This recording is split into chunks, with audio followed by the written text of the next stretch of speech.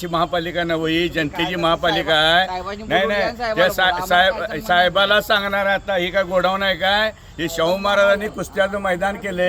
सर्व कुस्त्याच्या पैलवानांनी ज्या मातीतनं तुम्ही एवढं मोठं झाला, आज या परिस्थिती या मैदानाची बघा. हे कुस्त्याचं मैदान कोल्हापूर खासबाग शाहू महाराजांनी आपल्या इस्टेडिओ कर्ज काढून माझे पैलवान माझ्या जगात कसे मोठे होतील, कसे ह्या मातीतनं अनेक पैलवान तयार झालेले आहेत. ह्या महापालिका प्रशासन झोपलेलं आहे. हे बघा, या मातीच्या ह्याच्यात गोडाऊन केली, ही परिस्थिती बघा. लोकप्रतिनिधी पण झोपल्यात, प्रशासन. मी एक खेळाडू आहे, तरी पण मी राष्ट्रीय तालीम संघाचा उपाध्यक्ष विजय साळुंखे सरदार. मी पैलवान लोकांना तुम्हाला आव्हान करतो, 4-8 दिवसात जर हे नाही निघालं तर आपणाला ह्याच्यावर मोठं आंदोलन करायला लागेल. कारण ही शाहू महाराजांनी खाजगीकरण करायसाठी हे दिलेलं नाही आहे, केलेलं नाही आहे.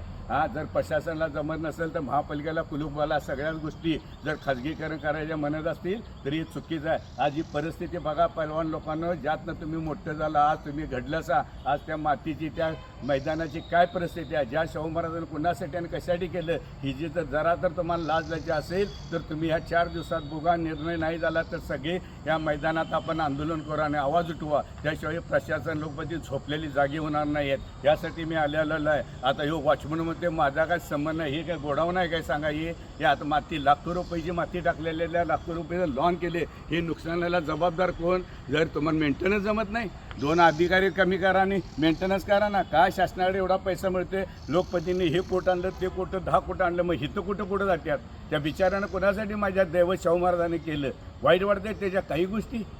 त्यासाठी आज खरोखरच मी तुम्हाला व्हिडिओतर्फे आव्हान करतो. मी पण पैलवान जरी नसतो तर राष्ट्रीय तालीम संघाचा उपाध्याय आणि मी खेळाडू आहे.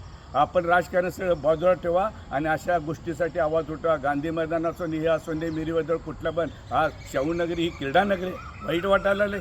आज पर्यटन लोक आल्यावर काय बोंबला लागल्यात, काय लोकप्रतिनिधी आणि प्रशासन करायला लागले तिथं बसून. त्यांच्या रोबासाठी खर्च आहेत काय? जनतेचा पैसा जनतेसाठी खर्च करा ना.